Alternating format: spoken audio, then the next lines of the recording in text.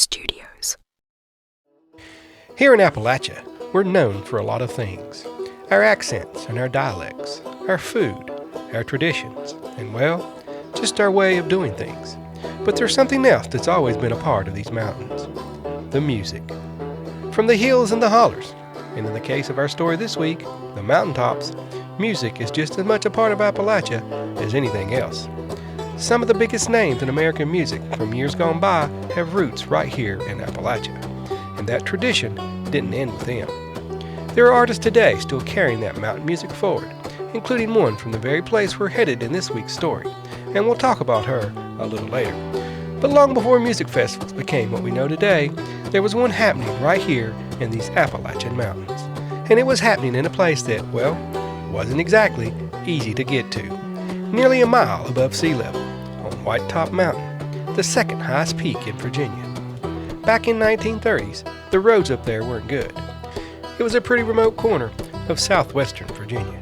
But somehow, this little mountain festival started drawing people from all over the country. They came to hear the fiddles, the banjos, the ballads, the old music that had been passed down through these mountains for generations. And then came 1933. That year, someone made the trip up Whitetop Mountain that you probably wouldn't expect to find at an Appalachian folk festival.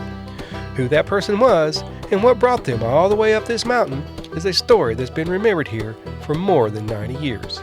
And that's where this week's episode begins. Before we get into this episode, if you're drawn to true stories from Appalachia, the kind rooted in history, folklore, crime, and things that people don't always say out loud, then you're in the right place. This is Roots and Shadows, the Real Appalachia Podcast. We release new episodes every Saturday. And if you decide to stay, go ahead and press that follow button. That way these stories don't have to come looking for you.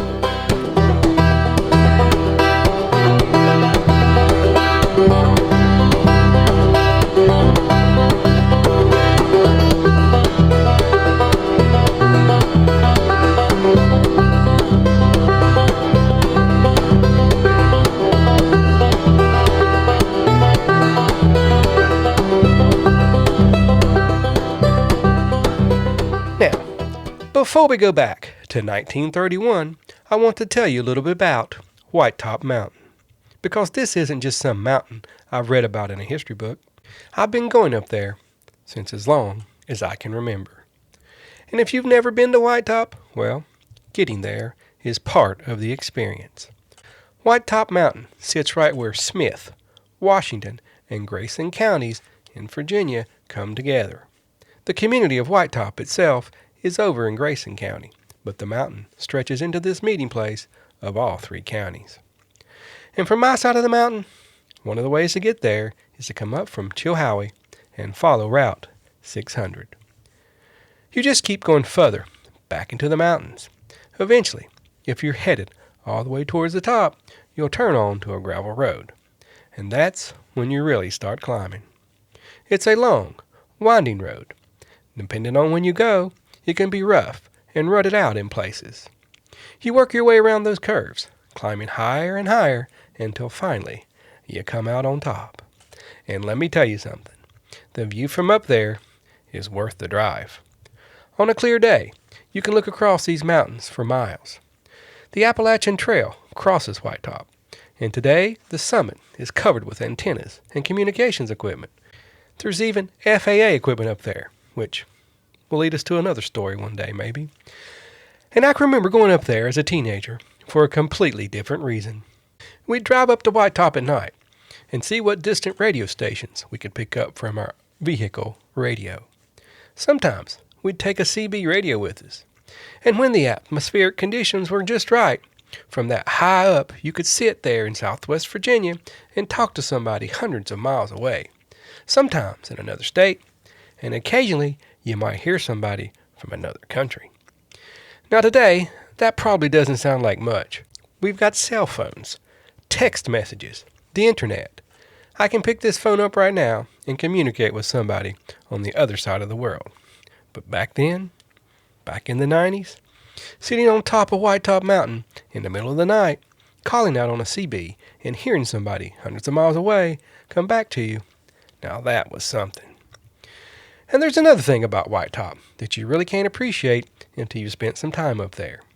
The weather can be completely different from what it is down below. It's almost like, well, they live in another zone. You can leave Chilhowie or Marion with bare ground and look towards those mountains and see white on top. Winters are harder up there. They get more snow.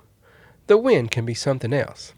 And sometimes the change in temperature between the lower elevations and the top is hard to believe. And that colder mountain climate is part of the character of Whitetop.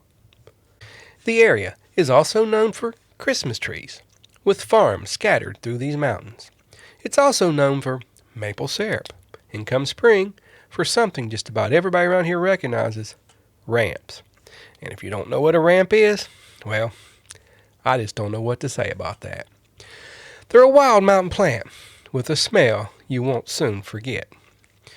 Maple syrup, ramps, and Christmas trees. They're all tied in one way or another to the land and the seasons up there, and they've become part of what people associate with Whitetop. But for those of us who visit, the weather and the elevation are part of what makes Whitetop special. For the people who actually live in the community and the surrounding mountains, this is home. Grocery stores and other necessities aren't right around the corner. You've got miles of mountain roads between you and a lot of things most of us don't think twice about. And when winter comes, those miles can feel a whole lot longer. It takes a certain kind of person to make a life in a place like that. Independent, resourceful, neighbor helping neighbor when somebody needs it. The kind of grit that's been part of these mountain communities for generations. And through all those generations, there's been something else coming off Whitetop. Music. Whitetop and the communities surrounding it have been producing musicians for generations. Fiddlers, banjo players, singers, family bands, instrument makers.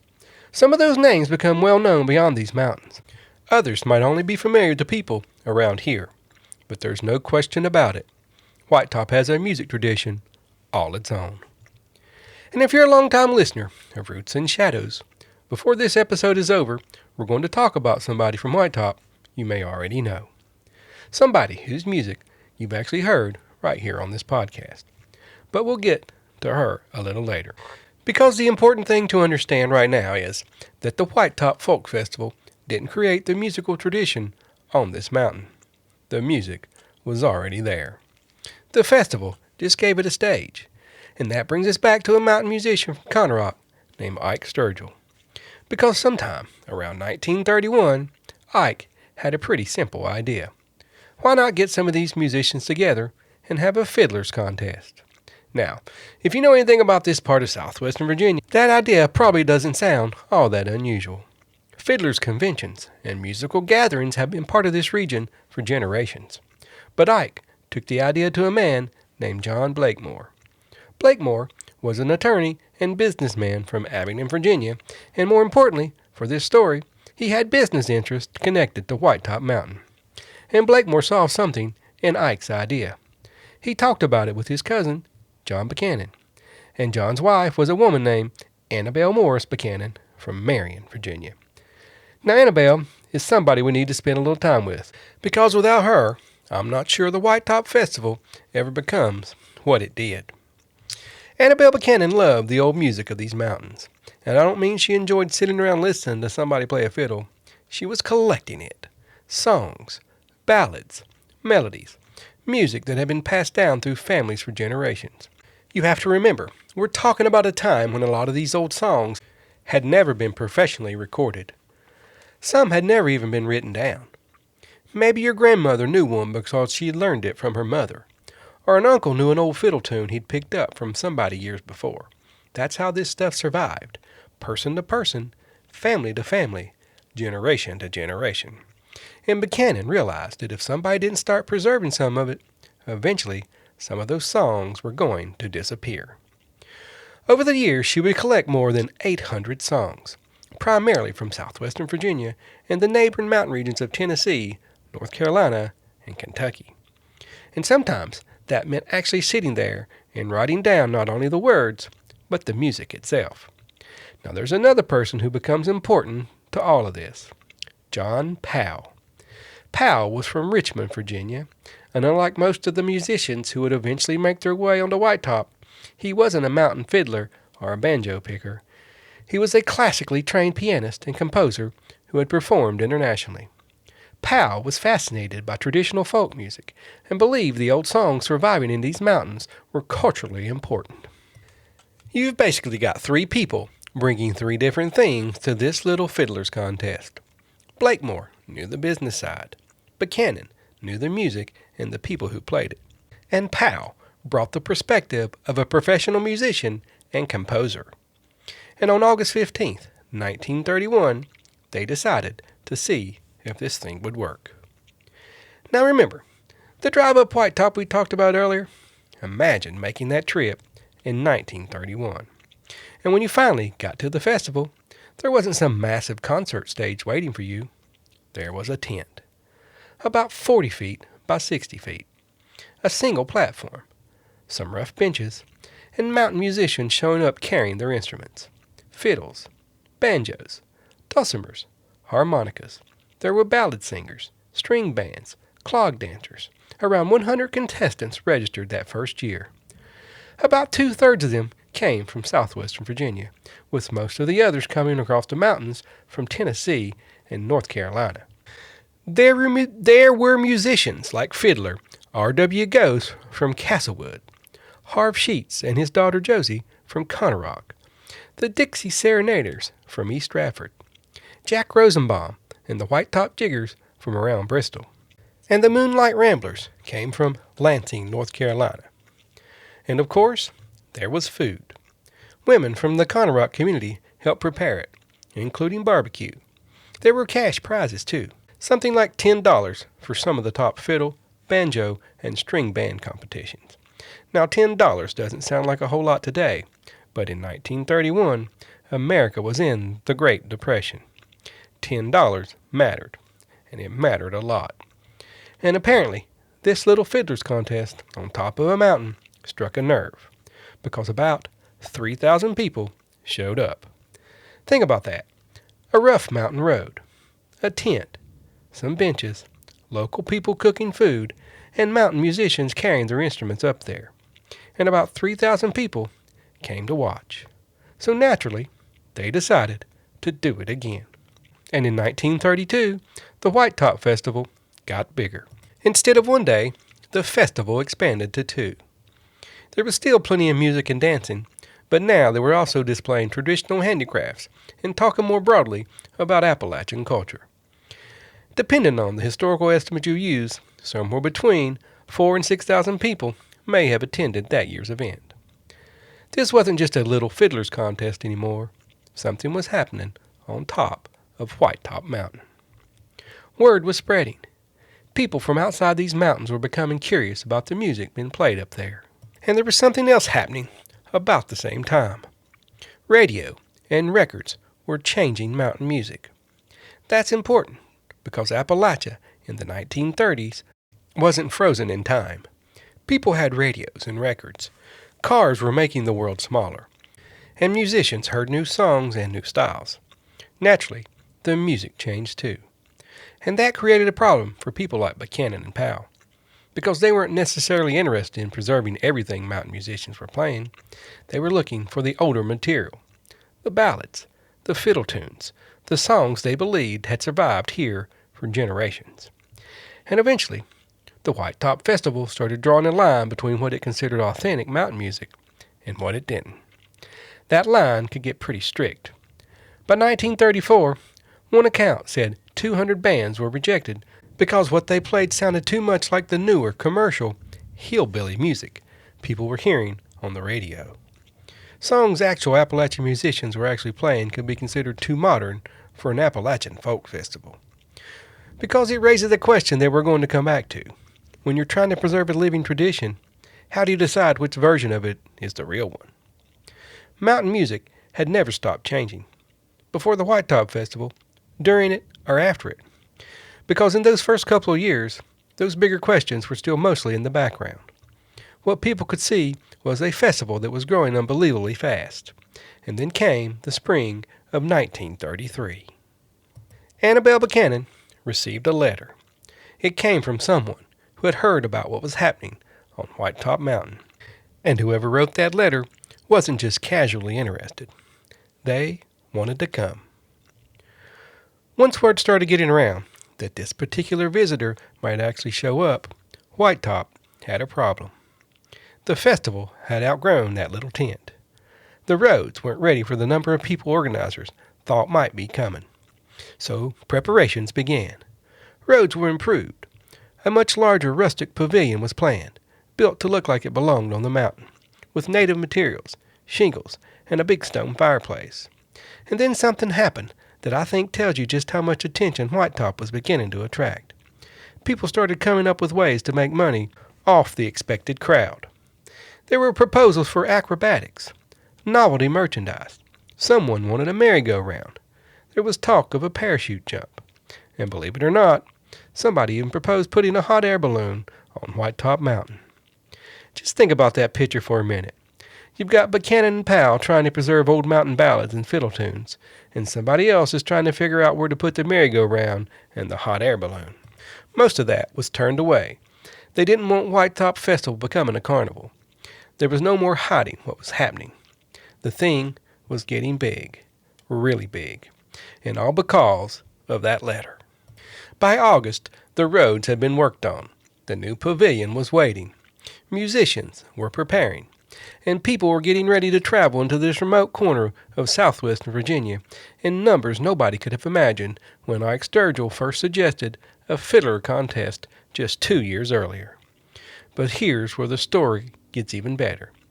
Because there was a reason this mysterious visitor wanted to see southwestern Virginia. And it wasn't because just she had read something about a music festival. The connection went back about 40 years. Back to 1892. Back to a man who had spent time around Abingdon trying to put his life back together. And while that man was here, he wrote letters home to his 8-year-old daughter. He told her about these mountains, about the children who lived here, about them riding horses, and about the songs they sang. That little girl had never forgotten those stories. And now, 4 decades later, she was finally coming to southwestern Virginia herself. By the morning of August 12th, 1933, thousands of people were making their way towards Whitetop Mountain. Cars filled the roads. Families came. Musicians came, carrying their instruments on their backs. People found whatever place they could to sit or stand. And somewhere down below that mountain, the train carrying Whitetop special guest was approaching Abingdon's train station. In just a little while, that 8-year-old girl who had once read her father's letters about these mountains was going to see them for herself. Except she wasn't 8 years old anymore, and she wasn't just another visitor. She was one of the most recognizable women in the United States of America. And when she stepped off that train, Whitetop would never be remembered quite the same way again. The woman stepping off that train in Abingdon was Eleanor Roosevelt, First Lady of the United States of America. And just stop and think about that for a minute. We're talking about 1933. Franklin D. Roosevelt had only been president for a little over 5 months. The country was in the middle of a Great Depression. And here comes the First Lady of the United States, not headed for Richmond or some other major city in Virginia, but for Whitetop Mountain to listen to mountain music. Now, Eleanor Roosevelt didn't just wake up one morning in Washington and decide she wanted to hear some fiddlers in southwestern Virginia. There was a much more personal connection, and it went back to her father, Elliott Roosevelt. Now, if you're wondering about that last name, Eleanor was actually born a Roosevelt. Her father, Elliott, was a younger brother of President Theodore Roosevelt. She would later marry Franklin Roosevelt. So yes, Eleanor Roosevelt was a Roosevelt before she married one. But her father's life had been a troubled one. He struggled badly with alcoholism, and in 1892, after receiving treatment at the Keeley Institute in Illinois, arrangements were made for him to spend some time around Abingdon managing family land interest. And while Elliott was here in southwestern Virginia, he wrote the letters home to his 8-year-old daughter that we talked about earlier. Letters describing these mountains, the people, and the music. According to a newspaper account published on that very day Eleanor came to Whitetop, she became interested enough in those children she had never met that she even sent presents from New York to some of them. And here's the part I really like about that story. For years, you'll sometimes see it said that Eleanor Roosevelt was returning to southwestern Virginia in 1933. But she wasn't. The evidence we found says that this was actually her first visit to this part of Virginia. So think about what that means. For 40 years, Eleanor Roosevelt had carried around an image of this place based partly on stories her father had sent her when she was a little girl. She knew the mountains through his words. She knew something about the people through his letters. And she knew there was music here. And she had never actually seen it. Until now. And on August 12th, 1933, she finally did. From Abingdon, Eleanor made her way towards Whitetop by automobile. And I keep coming back to that drive, because you've already heard me describe what it was like getting there today. Now imagine doing it in 1933. The roads had been improved in anticipation of the festival, but you're still talking about getting the First Lady of the United States up a mountain in southwestern Virginia in the early 1930s. And she wasn't the only one headed in that direction. Thousands of other people were doing the exact same thing. Estimates vary. Some put the crowd well above 12,000, while a later scholarly account says the Abingdon Virginian estimated as many as 22,000 people. Either way, compare that to where this thing started. 2 years earlier, around 3,000 people had gathered around a tent and some rough benches for a fiddlers contest. Now, the First Lady was coming, and thousands upon thousands of people were waiting for her. And when Eleanor Roosevelt reached Whitetop, she wasn't treated to some polished Nashville stage show. She came to hear the people who actually carried the musical traditions of these mountains. There were fiddler players, banjo players, ballad singers, dancers, string bands, and some of the musicians who appeared at Whitetop would become important names in the preservation of Appalachian music. One of them was Texas Gladden. Texas was a traditional ballad singer from southwestern Virginia, and years later her voice would be recorded extensively by folklorist Alan Lomax for the Library of Congress. Her voice, learned through an oral mountain tradition, would eventually be preserved in one of the great national archives of the United States. Whitetop had become a place where music played around home for generations met folklorists and scholars from far outside these mountains. And Eleanor sat there and listened. She heard the old fiddle tunes and ballads, songs with names like Cluck of Old Hen, Jenny Put the Kettle On, The Farmer's Cursed Wife, Pretty Sorrow. There were dancing, storytelling, handicrafts, fires burning around the festival grounds. And according to one newspaper account afterward, the First Lady sat down and ate fried chicken and beaten biscuits. I don't know why, but I love that little detail, because it takes Eleanor Roosevelt out of the history book for a minute. She's not standing behind FDR. She's not at the White House. She's sitting on top of Whitetop Mountain in southwestern Virginia, eating fried chicken and biscuits and listening to somebody play a fiddle. And apparently, that's pretty much what she wanted. A later account preserves a short statement Eleanor reportedly made that day. She thanked the local people for remembering her father, and then she said, "For the rest of the day, I hope to be just a spectator." And that's what she did. She watched, she listened, she met the musicians. And one photograph from that afternoon has become probably the most recognizable image associated with the Whitetop Folk Festival. Eleanor Roosevelt is standing there surrounded by mountain musicians. There's Frank Blevins holding a fiddle. Jack Reedy has a banjo. Ed Blevins is holding a guitar. And then, down in front, there's a little boy. His name was Muriel Douglas Dockery. He's holding a mandolin, and Muriel was just 6 years old. But don't let his age fool you. Muriel had already made it to the finals of the ballad singing competition with his version of Barbara Allen, and he received a special invitation to perform for Eleanor Roosevelt. 6 years old, sitting there on Whitetop Mountain with his mandolin performing for the First Lady of the United States. But Eleanor Roosevelt's appearance on Whitetop did something else. It put Whitetop on the map. Newspapers from around the country carried stories about the First Lady traveling into the mountains of southwestern Virginia to hear traditional music. A festival that had started only 2 years earlier as Ike Sturgill's idea for a fiddlers contest suddenly had national attention. And you'd think that would be the beginning of Whitetop becoming bigger and bigger. And for a while, it was. In 1935, more than 10,000 people would again make their way to the mountain. More than 300 performers took part. Folklorists, writers, scholars, people interested in traditional music came from outside Appalachia wanting to hear what was being preserved there. But success was also changing Whitetop. The Little Fiddlers Contest was becoming more organized, with seminars, lectures, and more outside influence over what was presented as Appalachian folk culture. And by the end of the decade, almost as quickly as the Whitetop Festival had appeared, it would be gone. Actual Appalachian musicians could come to Whitetop playing music they had learned from records or heard on the radio to be told it was too modern.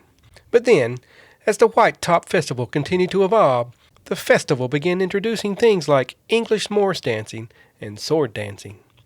And those weren't old traditions that had been handed down for generations on Whitetop Mountain.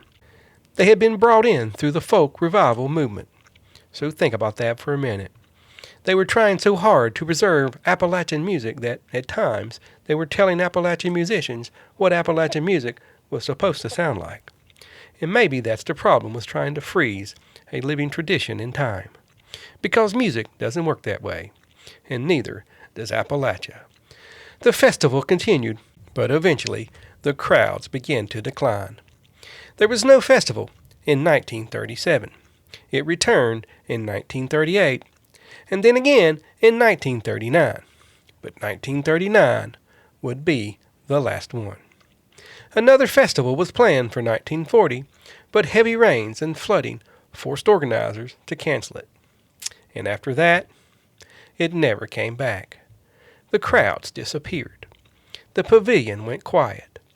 That little fiddlers contest that had grown big enough to bring the First Lady of the United States to the top of a mountain in southwestern Virginia was over. But here's the thing. The music wasn't.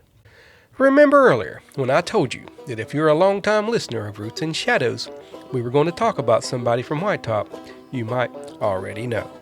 Well, that person is Martha Spencer. And Martha is a pretty good example of what we've been talking about throughout this entire story. She grew up right there in the musical tradition of Whitetop. Her father, Thornton Spencer, was a well-known old-time fiddler. Her mother, Emily Spencer, is a banjo player, singer, and music teacher. And her uncle was Albert Hash, the well-known Whitetop fiddler and instrument maker. So for Martha, this music wasn't something she discovered later in life. She grew up in it. And she carries a lot of that tradition herself.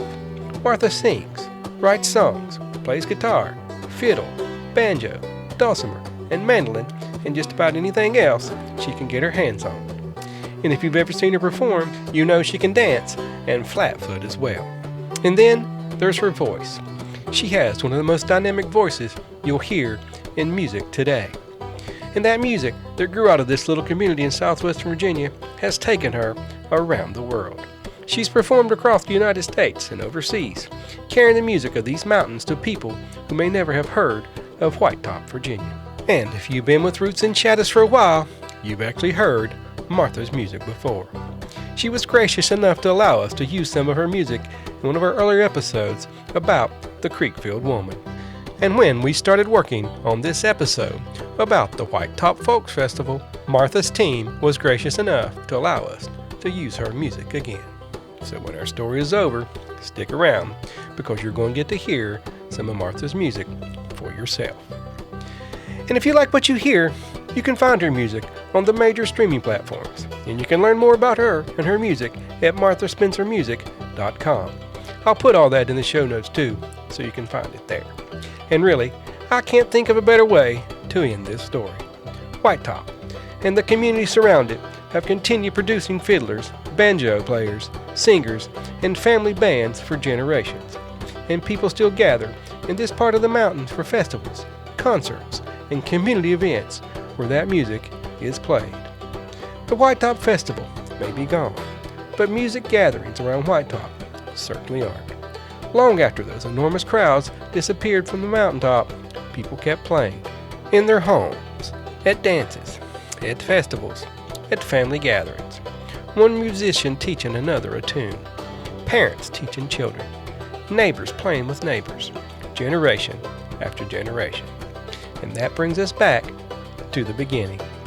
In the 1930s, people worried these old songs might disappear, and what Whitetop preserved matters. Annabelle Buchanan wrote down hundreds of songs, and musicians who might otherwise have been forgotten became part of the historical record. But the greatest preservation may have been happening in the homes and communities around the Festival all along. The Whitetop Folk Festival lasted less than a decade.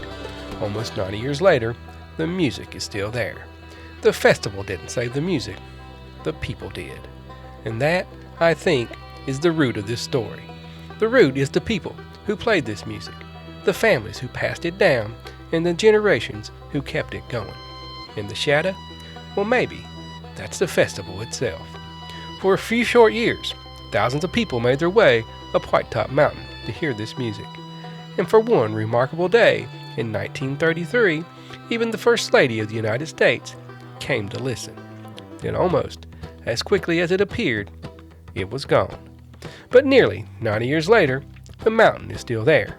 And so is the music. And rather than just tell you that the music of Whitetop is still alive, I'll let you hear it for yourself. From Whitetop, Virginia, here's Martha Spencer.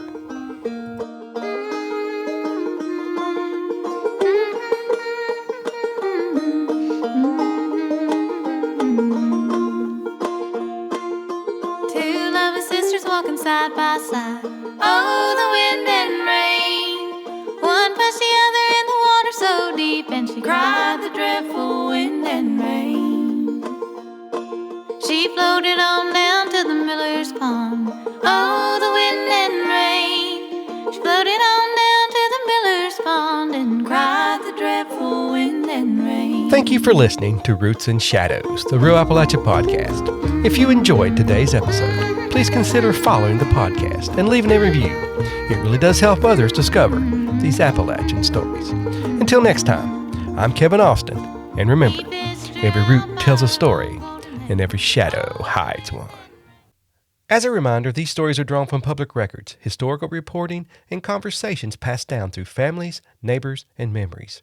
Some names have been changed, and where the written record goes quiet, details have been carefully dramatized for storytelling.